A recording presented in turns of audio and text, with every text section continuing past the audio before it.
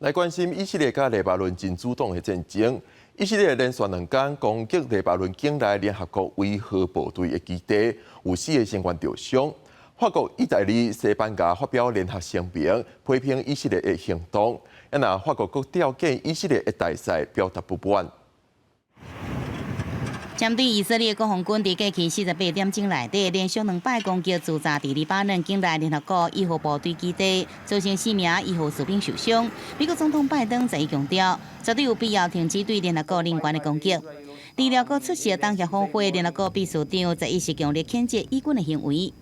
Was naturally a reaction from many sides in solidarity with the peacekeepers that were wounded, and in telling Israel very clearly that this incident is intolerable and it cannot be repeated. 以军伫7、10甲11连续2天空袭黎巴嫩南部纳库拉镇的联合国驻黎巴嫩医护部队基地，总共造成2名印尼甲2名斯里兰卡籍的医护士兵受伤。黎巴嫩政府爱以军马上提出解雇。印尼外长严厉谴责以军的行为。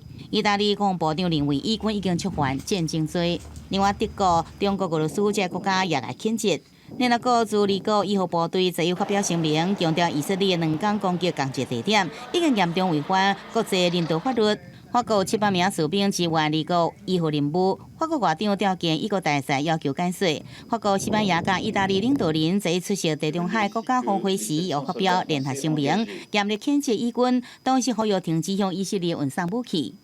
Tout à fait inacceptable de voir les troupes de la FINUL visées délibérément par les forces armées israéliennes.